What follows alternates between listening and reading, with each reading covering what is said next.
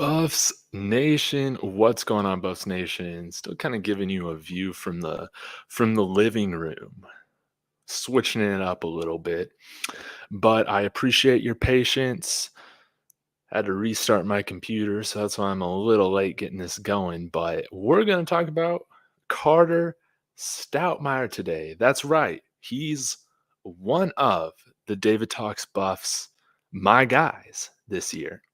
An underrated player that I think is going to have his moments contributing.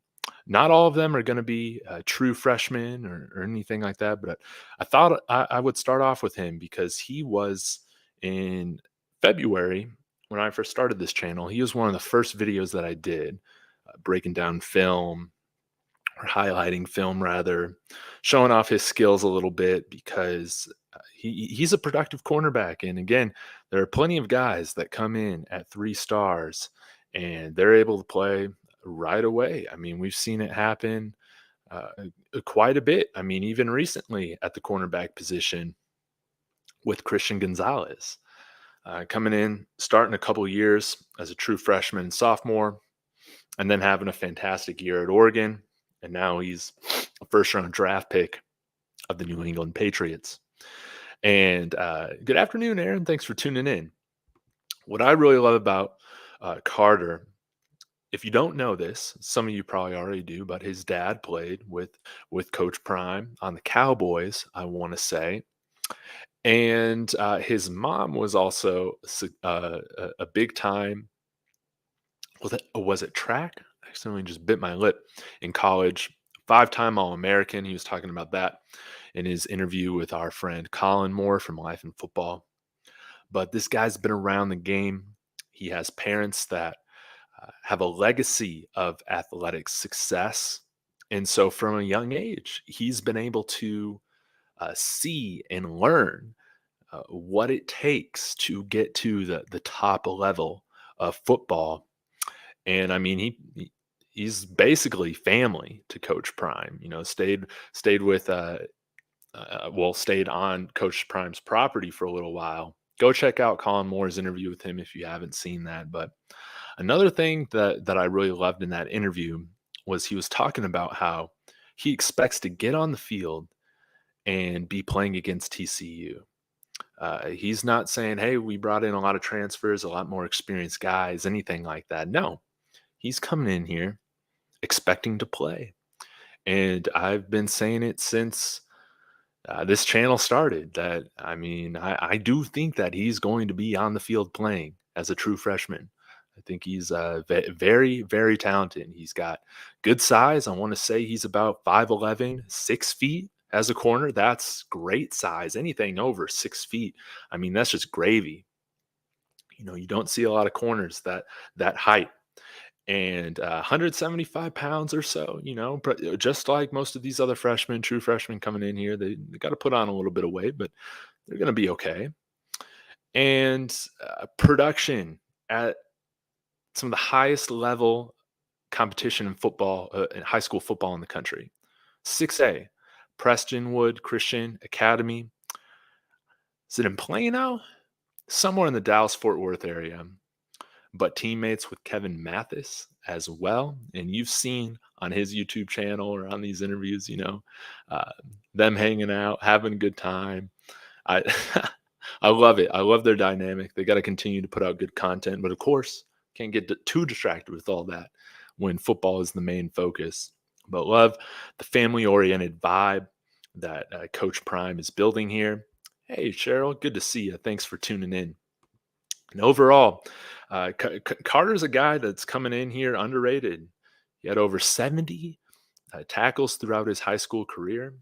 He played a little bit on varsity his sophomore year and got an interception then. And then he had 2 more his junior year, I want to say. And then his senior year, I think, was the big time production year. Last year, 6 interceptions. That's what I want to say. I think he's got 9 total career interceptions. Let me go ahead and make sure I'm giving y'all the right info. Yeah, wow. 78 tackles in his career, 5.5 tackles for loss, 9 interceptions, 16 pass breakups, one quarterback hurry, and a forced fumble. And Prestonwood, they won last year, again, at the 6A level of Texas high school football. That's the highest level you can play. Had two pick sixes, went 7-5 his junior year. I mean, he knows what it takes to win. And I love to see a young man like that, 18 years old, already speaking with that sort of confidence and belief in himself. you know, Imagine what's happening as time goes on within this program. Being here for 2-3 years, imagine where he's going to be. Yeah, his father Omar played in the NFL for 10 years, or 11 years, I guess, 1997 through 2007, from Fresno State. But also in the Colin Moore interview, track athlete. He says he's probably done with track. He's not going to play or run this here at CU, I don't think. But nonetheless, he's bringing that speed. And what I wanted to do today is just take you through some more of his highlights, his huddle tape, because I think maybe my video on him that I posted in February, again, it was one of the first ones before my channel really took off. And I think it might have 1,000 views by now. But nonetheless, he deserves recognition, and he's going to be a guy, one of the 5 David Talks buffs, my guys. So y'all let me know who your guys are in the comments, and maybe we might have some overlapping ones. I'm going to say a quick hello to some of the people in the comments. Miss Pleasantly Plump. Love that name. That's awesome. Thanks for tuning in. I appreciate it. But yeah, let's go ahead and check out some of this and enjoy it. And y'all be sure to hit that like as I am getting this going. Chime in the comments. That's always going to be helpful to sharing this out to other Buffs fans. And let's see what we got. Let me bring up this huddle tape.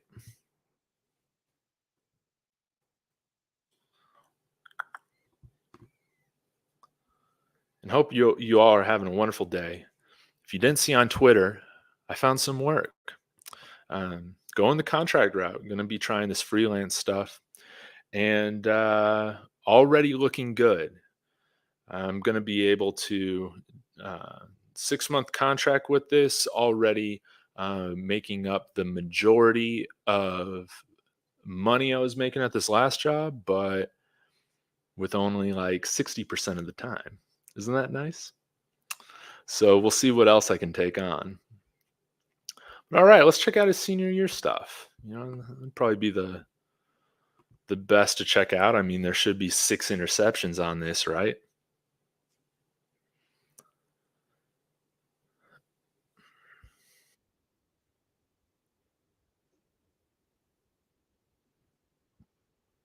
All right, let's see here.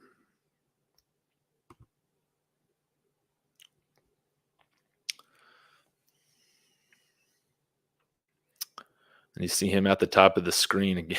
I mean, good Lord. One-handed interception. Let's watch that again. And gets fantastic positioning there, and just you don't see interceptions like that very often. Those kinds of hands. Those are wide receiver hands he's got. Again here, kind of looking like a wide receiver there, with that over the shoulder kind of tip and catch.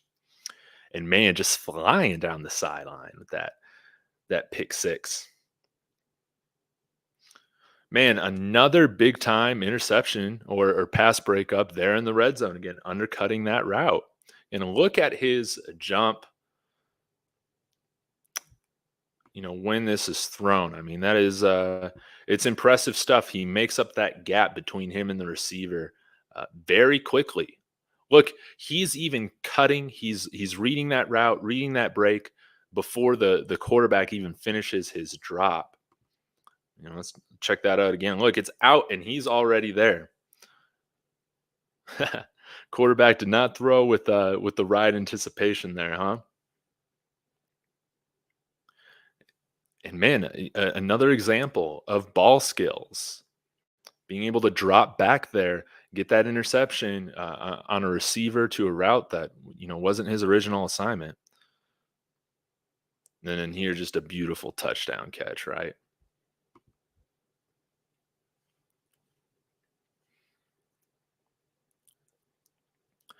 And again, man, let's look at his ability to diagnose this play early, getting in the backfield, making one of those 5.5 tackles for a loss. But again, I mean, it's what, maybe a split second after the snap, and he identifies what's happening, and he's already moving in that direction to make that open field tackle. What I like about the guys that they've brought in here, Cormani McLean, Travis Hunter, um, Carter Stoutmire is part of this. Again, the other corners that they've brought in the transfer portal, these are guys that can all tackle. And just blowing that play up. Easy. This one's just, I mean, just great anticipation right here. I mean, he is, it looks different, than Cormani. It's done in some different ways. Not, when we were taking a look at his junior tape yesterday, but he has a way in which he's putting himself in the place where the ball is going to be before anybody on the field that really understands where it's going to be. Like great anticipation, great mind. He's very quick to get to where he needs to be after diagnosing the play. You see it right here. I mean, press coverage, understands, like, again, very quickly, he understands what's going on. We're going to have this little bubble screen going on. Maybe he sees that right tackle pulling out a little bit. Maybe he sees, 15 right there in front of him, setting this whole thing up. But again, he's able to blow through the block. He's already in position before the quarterback even releases the pass, and right there gets the pass breakup, almost an interception. Here's an example of a little bit more off coverage, and again is able to make up the gap very quickly. And then I love this, being able to get a correct read on where this ball is going. Tracks it very well. Gets in the right position, able to break it up, gets his hands in there, even after getting a little turned around. He doesn't lose his positioning here. Love him coming up in the run game, making that tackle just a minimal loss.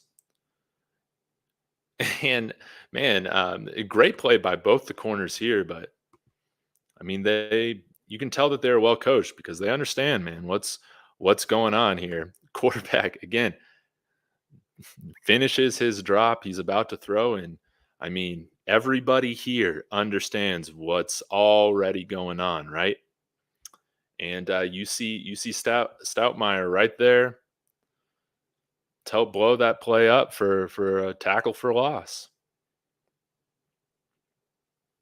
Then here again, showing the ability to get off the initial block and help wrap up that tackle for a minimal gain. Here we see a nice little blitz showing speed off the edge. Don't you like that? Maybe we might see him maybe doing a little bit of nickel or nickel blitzes, something like that.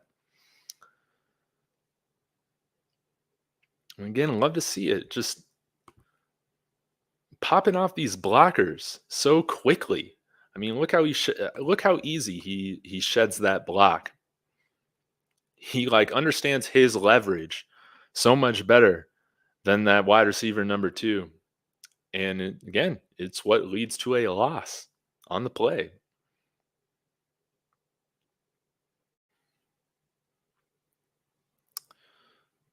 All right, playing a little bit of slot, and look how he is able to stick with that receiver.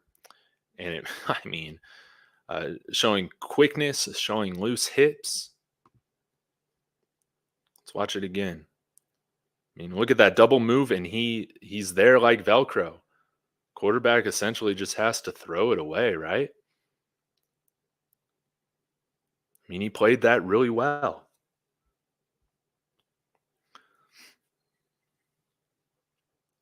Again, I mean, another big time hit here where he diagnoses the play. What's going on? Able to blow it up for a loss. And as always, I love to see these guys playing special teams. See what he does here on kickoff coverage. Yeah, coming in and like trying to clothesline the guy. I like it. Let's check out a little bit more press. I mean, locks this guy up to where he couldn't even get into his route. Wasted play from the offense there. He's able to jam him up, force him out to the sideline. No illegal contact there. I mean, that's just good textbook stuff. Not allowing the receiver to get any leverage.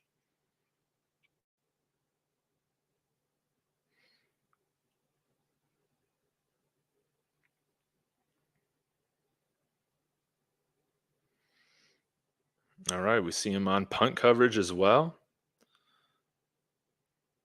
And I think we'll see him on special teams here this year at CU. And I think he was saying that in his interview with Colin as well.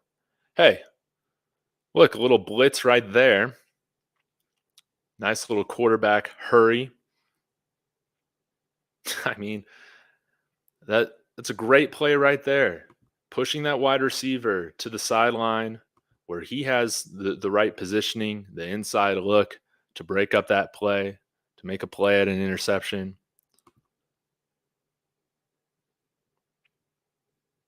16 pass breakups last or over his career. Again, another solid jam where because he stalls the release of this receiver, he's not able to make the play on the ball for the catch. Also gets his hand up there. I mean, you love to see that. And man, he knew he made a big play right there. I love to see that kind of personality showing up, that type of fire on the field. Love that sort of stuff.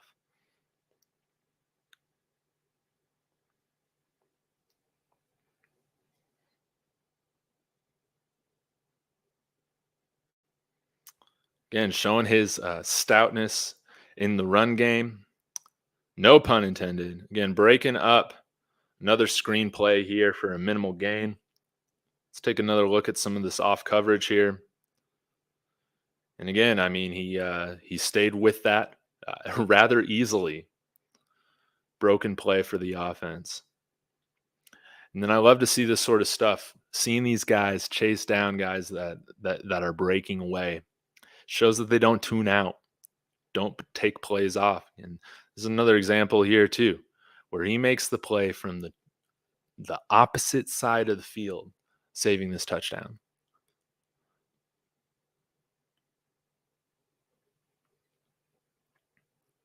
Take a look here. Is this the same play but a different angle? No, it's not. But it shows you how you can come across from the other side of the field and make the right play. And man, here we go again.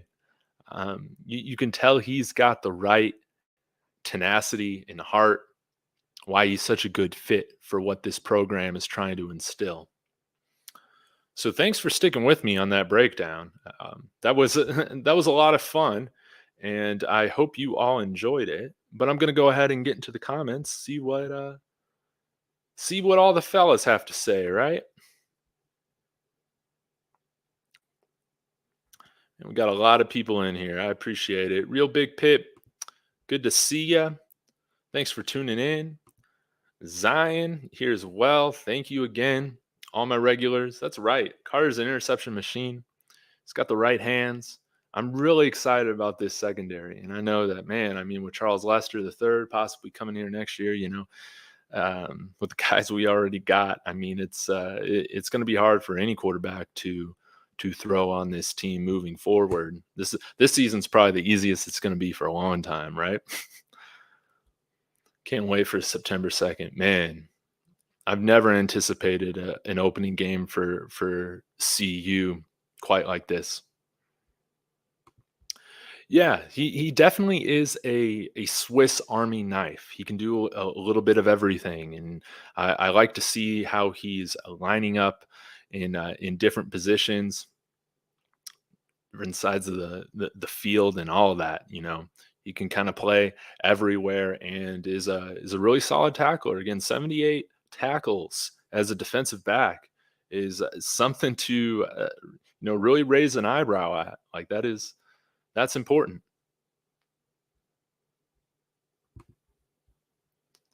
Please don't rush away summer. It just started. Man, yeah, I feel like June just started like 3 days ago, and, I mean, I completely forgot July 4th, weekend is coming up next week, right? It's crazy. I can't believe July's almost here. It's flying by.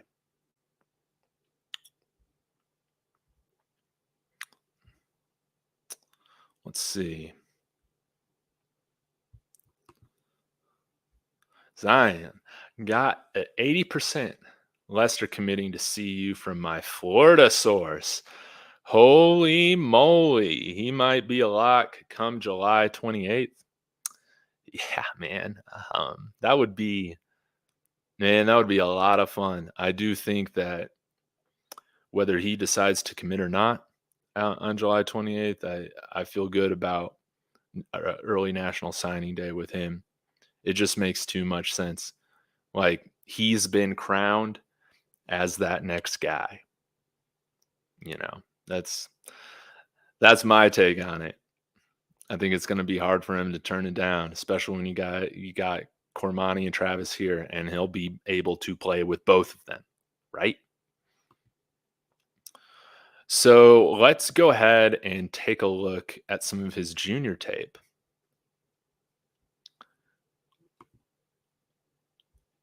and enjoy a little bit of that. And I appreciate y'all joining me for some of these film breakdowns, trying to get better at what I'm doing. And the only way I do that is continuing to practice, put myself out there, and learn. Paying attention to those little things.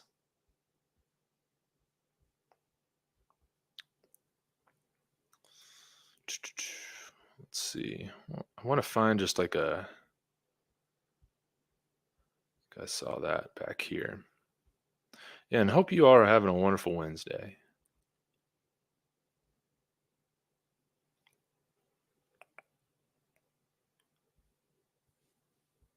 See if I can find junior year.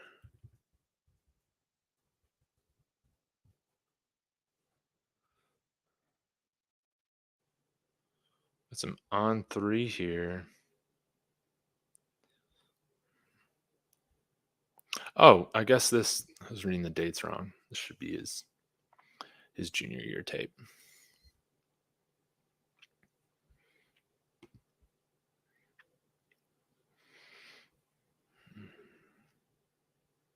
All righty.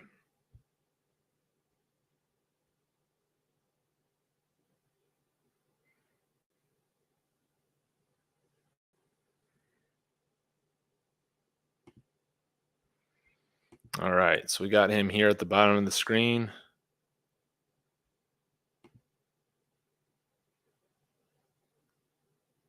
Oh man. Just another uh, really cool interception. Again, his ability to diagnose, read what's going on,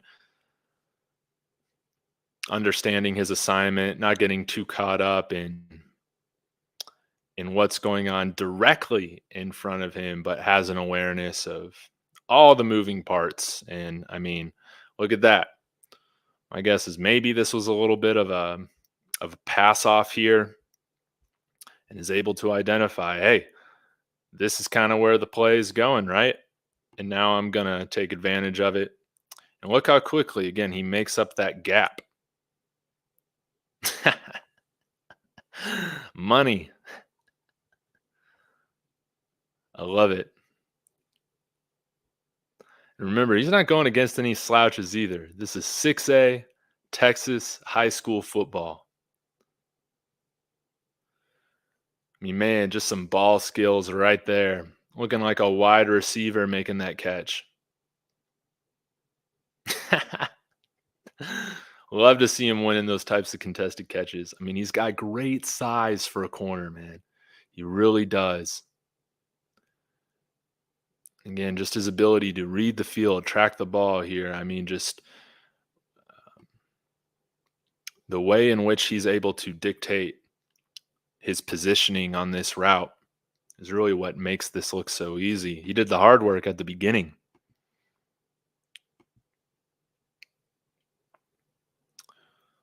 You know, I mean, it's just real smooth.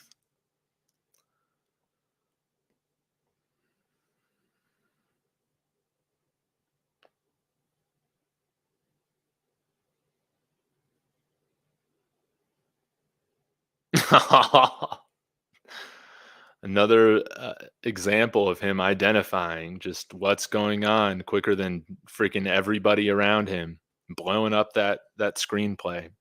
Tell he's well coached. Like to see this press stuff right there in the red zone. Again, just solid stuff. Hands, getting that guy to go outside, take away his positioning, keeping that inside leverage, allows him to make the easiest play on the ball as possible. I mean, these are tough passes to break up, especially when it looks like he's going against a guy that's maybe a few inches taller than him. And he's able to break that play up. I mean, solid textbook stuff.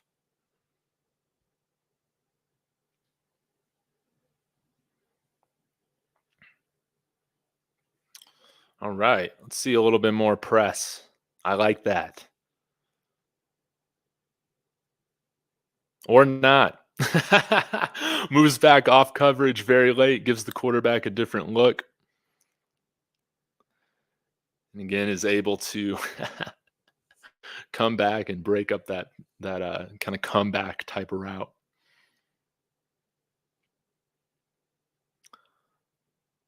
Again, being able to make up that gap, get the hand in there, break up that play. Here at the bottom of the screen, sticks with that route combination very well. Is able to get his hand in there and break it up.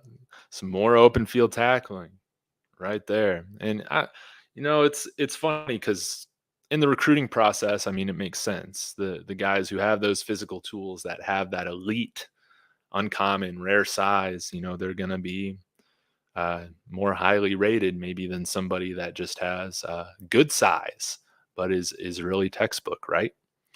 Um, I mean, he might be a 3-star, but you can tell he's well coached. He knows what he's doing. He has good fundamentals, and the production was there, too. And at the end of the day, stars only mean as much as you want them to mean, right? You still got to put in the work at the end of the day on the field, and I really do think that he's got NFL potential.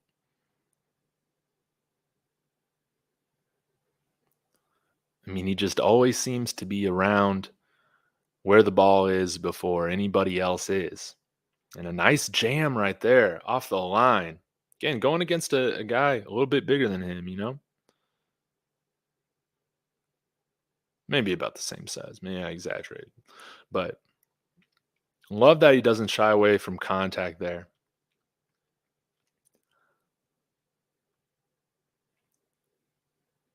And hey, saving that touchdown right there, right? I mean, running back had a full steam of momentum going right there, and he's at least able to save the touchdown for a next play. Again, coming up off his original route to make that tackle there for, as short of the gain as possible after, making the catch. Right there, no yards after catch. Again, same thing here. Wide receiver makes the catch, but he's right there afterwards. Make sure that there's no more additional yardage.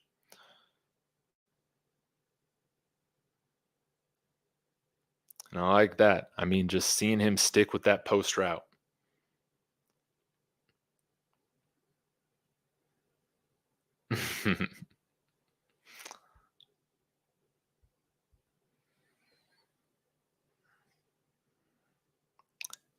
and I love it. Loss of 10 on the play.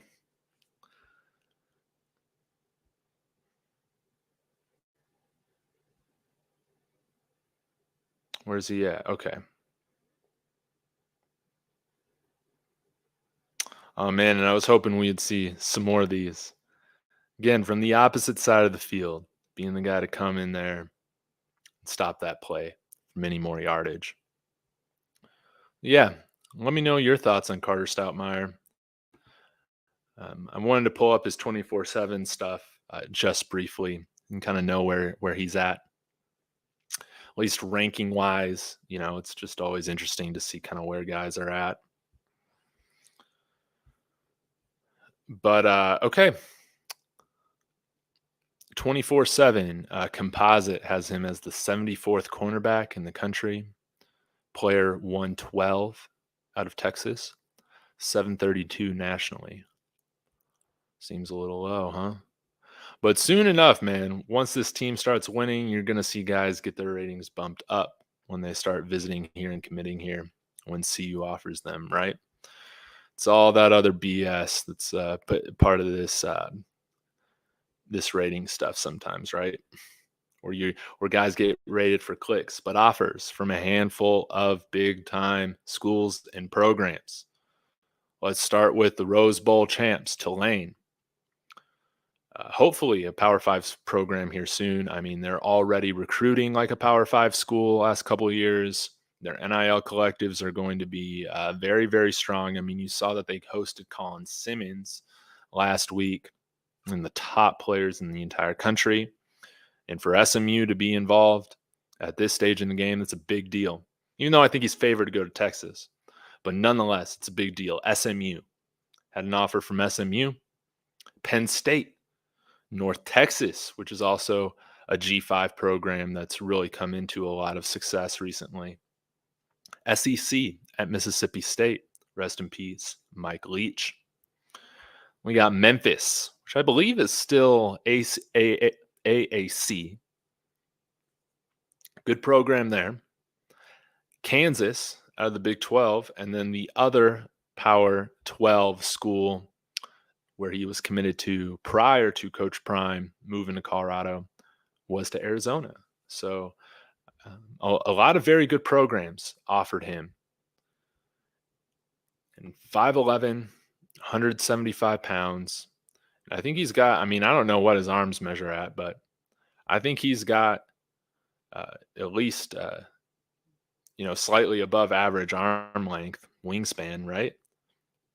To be breaking up those tackles, all that. I wish we had a scouting report on here, but we don't, because that would have been interesting to take a look at. But nonetheless, let's see what the fellas are saying.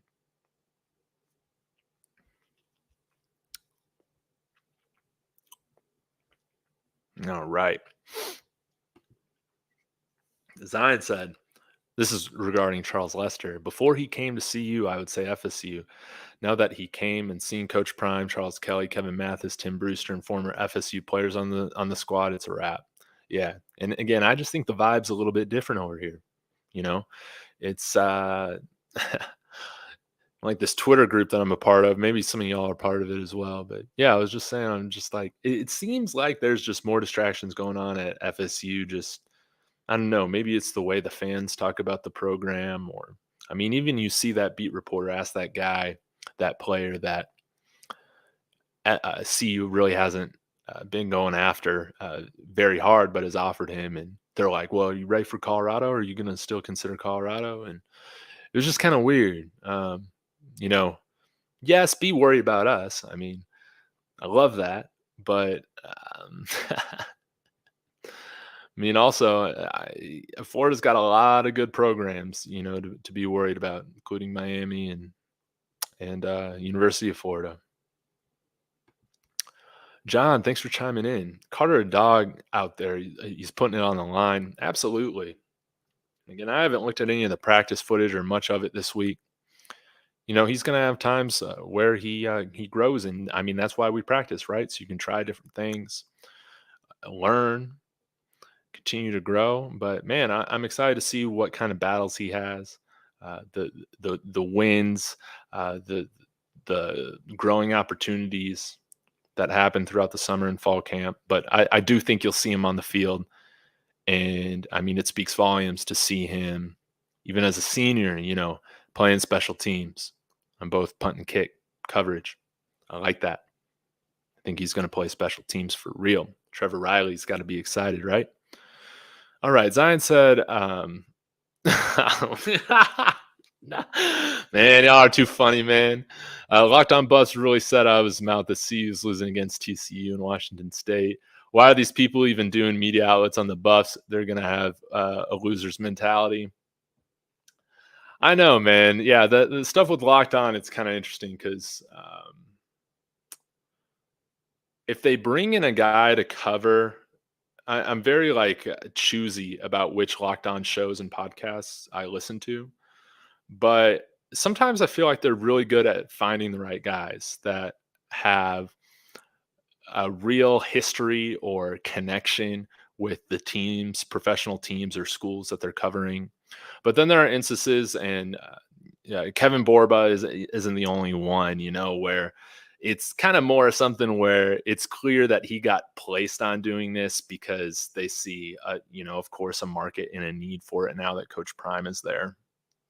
And you can kind of always tell the difference. But I do think that there is a valuable opinion coming from somebody maybe that doesn't have the emotional investment that so much of us do with this program. But when you're listening to stuff around the Buffs or your other teams, I mean, you're wanting to listen to positivity even when things aren't great. I mean, that's why DNVR was so great to listen to, even in these just terrible last couple seasons that we've had. And I'll tell you, in that COVID shortened season when we had a winning record and then got blown out in the Alamo Bowl, Carl Durrell, Coach of the Year, Pac-12, Jarek Broussard, Offensive Player of the Year after 2 ACL tears back to back. Having a quarterback that converted to safety go back and play quarterback for the year. We just ran it, man. It was just old school football. I mean, that was a really fun year. And, it wasn't anything huge like some of the success that I think what we're expecting with this program moving forward. But outlets like DNVR made this a lot of fun, those things, because they do have the history with the team. RK has been a season ticket holder. Him and his family have since he was a little kid. He's a alumni there as well. He's been to a ton of more games than I have, and really, it's him and Chris from Alpine Garage Sports. I mean, their knowledge and memory, they're just the little things that they remember about this program over its history is just incredible. And you can tell when there isn't that relationship with the team. So I do hope that they're able to find something else. And I don't know, maybe I'm speaking out of place here, but whatever team Kevin Borba wants to cover, man, I hope that he can get there and use Locked On Buffs as a stepping stone. But it's always nice kind of when you have these guys in the media that are covering the team have some sort of real emotional attachment or interest to the team. But I do think his outlook can be a nice little counterbalance, every now and then. Zion, 24/7 Sports and On3 are horrible when it comes to ranking players. Carr should have been a 4-star coming out of high school. Hell, I totally agree with that. And yeah, RK has said it best. I love the scouting service that rates my players the highest, right? It's exciting stuff to talk about. And again, I do think as we continue to win and build success here, that you're going to see, when guys are targeted by CU, those ratings are going to go up because we know what we're doing, right? Nebraska gets recruits and they move up. Yeah. Which is funny. It's a double standard, man. CU recruits 24 class players and they drop from 31 all the way down to 48 on 24/7 Sports. Yeah, are you talking about Michael Welsh?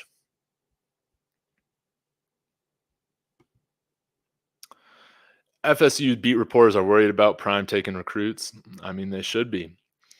They should be worried about keeping them dogs. Absolutely, and I think that's what at least I'm believing about um, with this culture is that I mean, of course, you're going to have guys that transfer out every year. I mean, what program doesn't, right? But I think he's really Coach Prime and the rest of the staff are really bringing in guys that really do get the vision, and it's more than just the instant gratification of a paycheck up front. And who knows, how often these collective deals are really followed through with, right? I mean, we see a little bit of it with what happened with Florida and Jaden Rashada, but you got to be imagining if it's happening there. There are times where like this stuff isn't getting reported. Big LT, he's trash bro. Too much fence riding. Hey man, I don't have a ton of time to watch every single CU media outlet, um, but I'll put it like this: I don't have a lot of time for things I don't really enjoy. Does that make sense?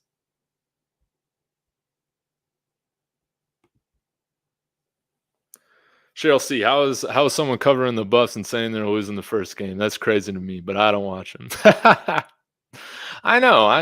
I feel like the more you watch this team, it's kind of like how I've felt in with the Nuggets. And again, you've heard guys that have covered this team for the Nuggets for the last few years. I mean, it was so vindicating to say, just wait till Jamal Murray's back from this ACL. Just wait till Michael Porter is back from this surgery. Like this team with those four guys with Aaron Gordon there, I mean, their title window would have been open, 2, 3 years ago if it wasn't for those injuries. But it's like nobody was paying attention. It's because, man, we've watched these guys play. We've watched these guys develop every single game. We we've seen the improvement that they've taken season after season, the things they've added to their game. And a lot of people, for instance, I mean, they just look at Michael Porter as somebody who came in 20 didn't play 2019, and then in 2020 got on the court, but was essentially a rookie. And a lot of people just kind of see him in that mold that don't follow this team closely. It was so vindicating this year where everybody had to take notice. Everybody did have to eat their crow to some extent, or at least to recognize that this team is what a lot of the fans and a lot of the local media members have been saying this team would become. I remember people, telling me like, David, you can never win in today's game in the NBA at the center position with the center being your best player. I would say, guys, you do not understand how good this center is. You need to watch this guy. It is it it's unlike anything I've ever seen. And we're gonna see that, I feel like, for CU.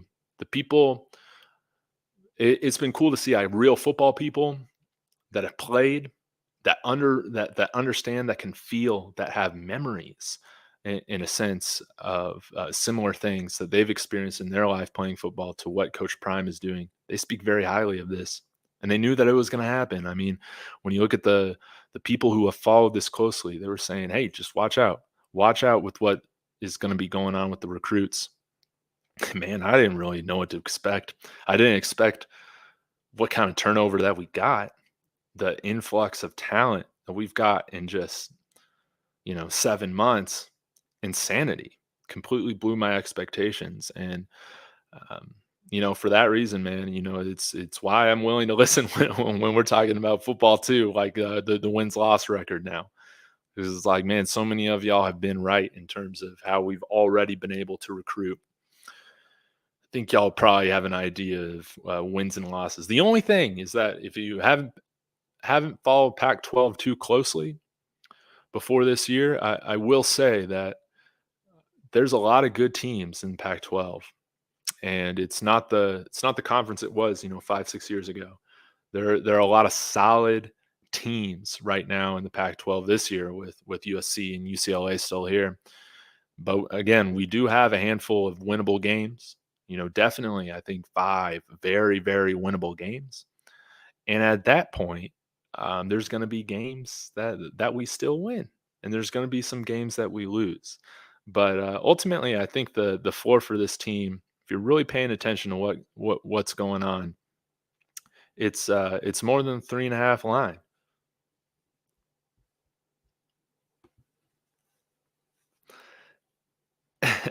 Yeah, exactly. I mean, that's what we're seeing with Vegas. Again, it doesn't make any sense to me how CU's at 4.5 wins after the spring game, after the mass exodus. They dropped the line down to 3.5.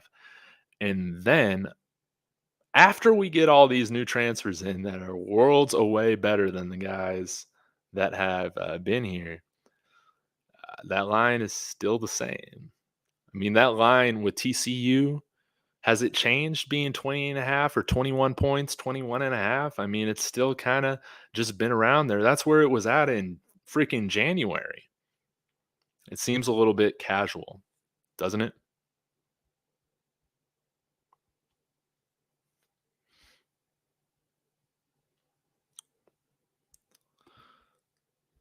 Damn, nobody messed with Locked On Pups. Yeah, man.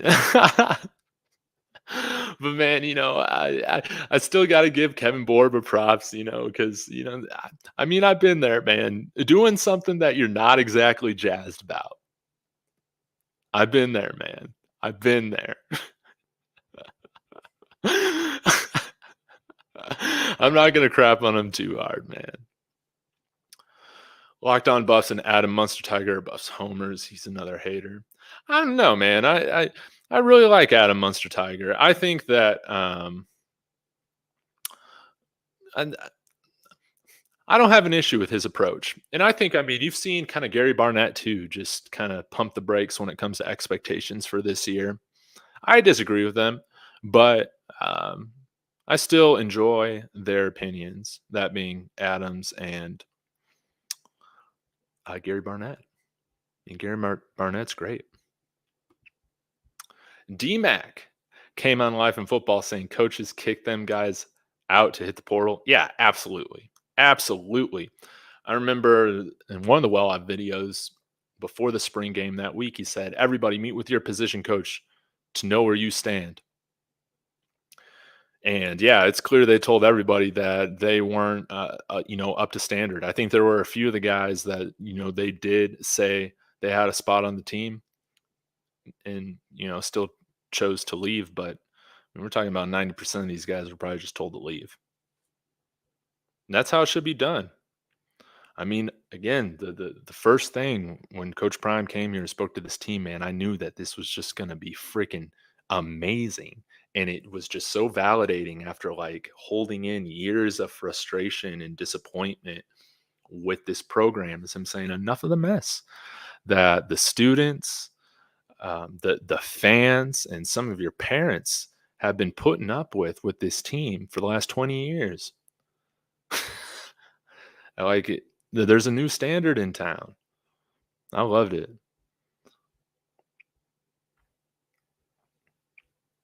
See what else y'all got to say. I'm gonna wrap up here in a little bit.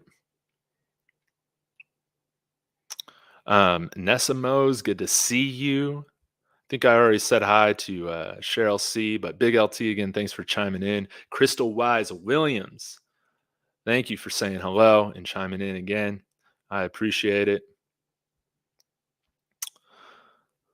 All right. Cheryl C. What? I watched the interview, missed that part. I'll have to watch it again. I'll have to watch it. I don't think I've watched that one with Derek McClendon yet. They got kicked off the team. Wow. Um, so they would have stayed. Oh, I must have misunderstood this.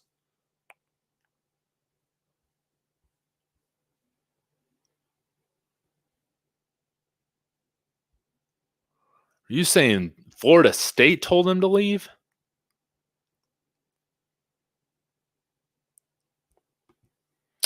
Ah, Florida State told them to leave. Hey, man.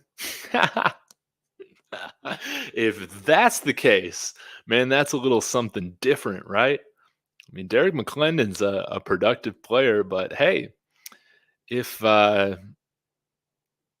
ain't gonna criticize it because we did it here, you know, and they got something to prove now, and I think they're in a really good spot to show out and it be utilized in a way in which it highlights their skills and abilities in a way that wasn't done at FSU, right? Call me a homer, but that's what I believe about this program, right?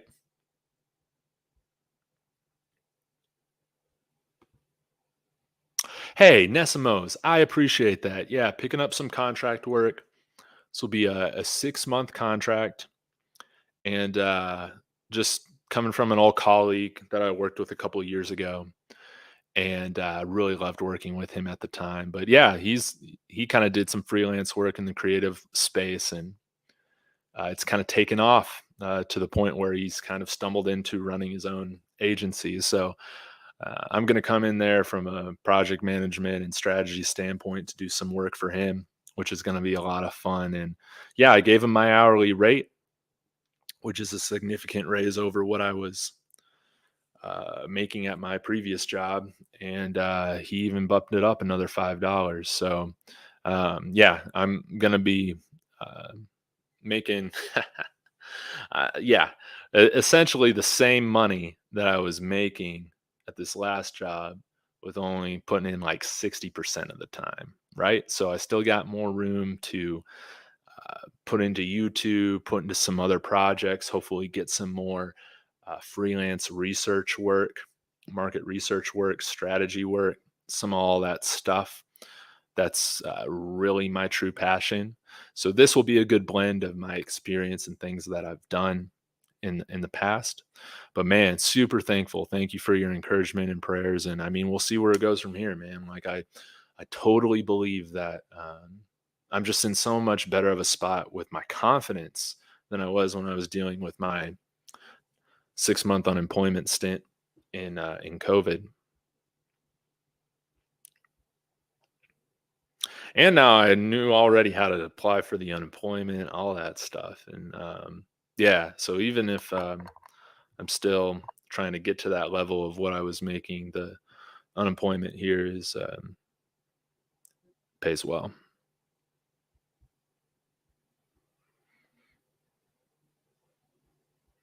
Patricia, good to see you. I think you were on last night. Thanks for tuning in. Marcus, at 1 and 11, changes got to be made, right? Yeah, totally.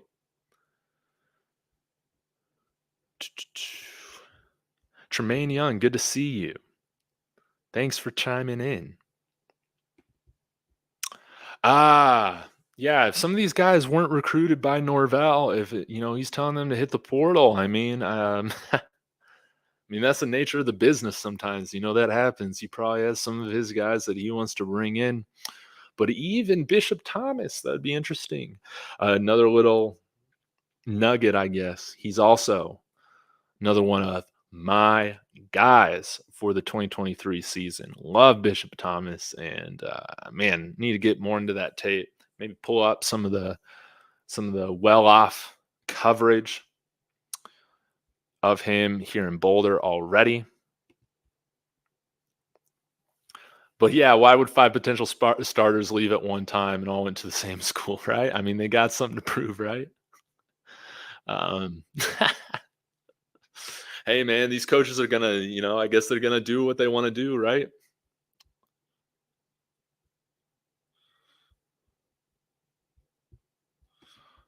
Zion coming in here with the truth. They're recruited by Willie Taggart, who was on CU staff for like 5 minutes before he went to coach at Baltimore. Absolutely right. Green Creole, thanks for tuning in. Also, are you the one from San Antonio? Why am I always forgetting this? Did you ever eat at Hakala? Man, I love that place. I was sad to hear it burned down like last year. They were recruited by David Kelly, who's the general manager for CU. Gotcha. That is very helpful. Okay. Yeah, thank you so much, Nesmos. I'm really excited to see where this goes. So still just trying to put myself out there, reach out to people, pitch them on things. I'm doing a little bit of work for free, just trying to showcase what I can do for them. Um, Not asked. So that's kind of fun, I can come to some of these things saying like, "Hey, here's what I've already done. Here's a little quick preview of some things that I can do." But man, yeah, if y'all know any entrepreneurs, people that own their own businesses, or maybe you work at a small company where you don't have time to talk to your customer, as backwards as that is the reality of the world that we live in. And I specialize in making sure that you hear, some of these really important insights from your customer that could, completely change your business model for the better. Thank you, Triple L. I appreciate that, man. This has been a lot of fun too. Just like confirming, that I can put myself out there and have some success and like not be afraid to fail. And yeah, like I'm not the biggest channel on here or anything like that. And shoot, I make mistakes on this all the time. Getting little facts wrong or misremembering things. I don't even know who I posted yesterday. I don't even know what I was thinking. Posted the wrong thumbnail for Winston Watkins initially for that live stream. But y'all help me out. Y'all keep me accountable, and but I feel like y'all understand my heart in this. And I mean, it's been great to see that I can take a chance on something and good things can come from it, right? And it's not about being perfect in this field. Um, it, you know, it's just about doing something. That's the approach I take with it. It's just putting your heart out there and giving your 2 cents. It doesn't have to be a fancy production or anything like that.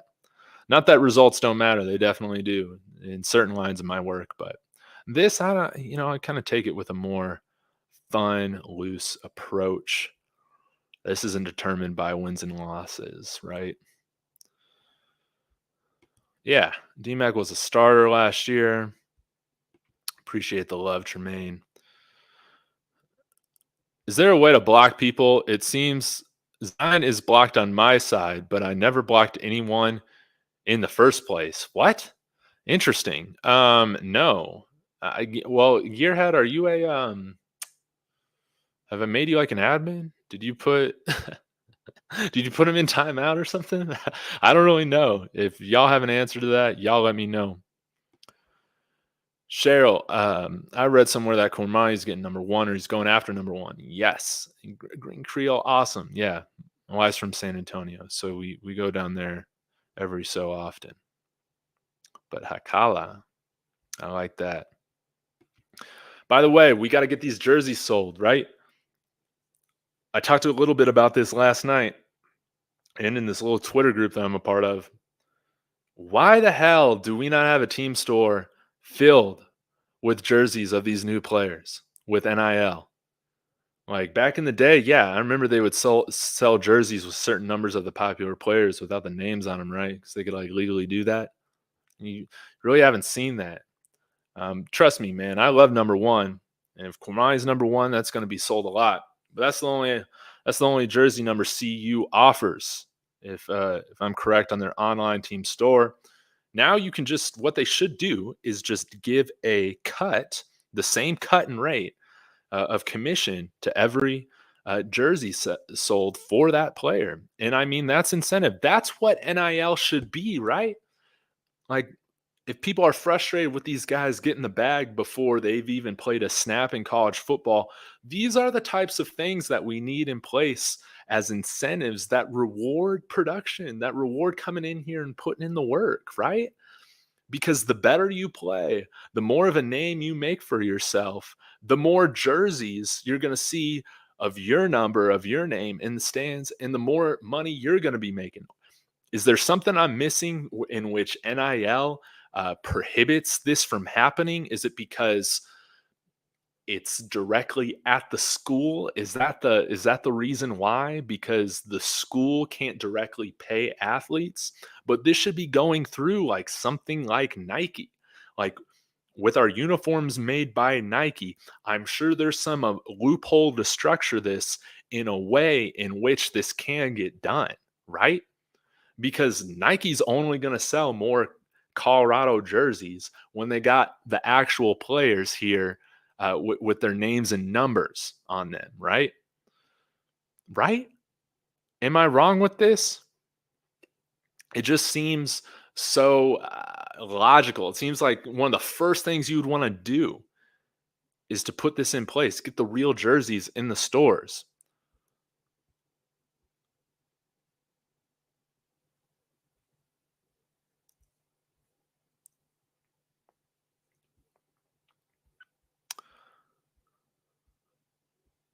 Yes, Zion. Yeah. They got to pay these players with the collectives they have to produce, and the money will start pouring in. Yeah. They got to figure out a way to get this jersey thing going. This is ridiculous. Gearhead, hopefully Nesimo's comments helps you here. All right, y'all. Life in football is live, but I'll let y'all get going. I appreciate you guys coming in here. Get over to Colin's show. I'm going to be having Colin on my show here on Friday afternoon at 12:30. So be sure to come in here for that. I'm going to try and get him on, pretty regularly, at least once a month or so. So it's going to be great to connect with him. One of the best guys here on YouTube and a must follow for any Colorado fan. So thank you so much. And as always, appreciate it. And Sco Buffs.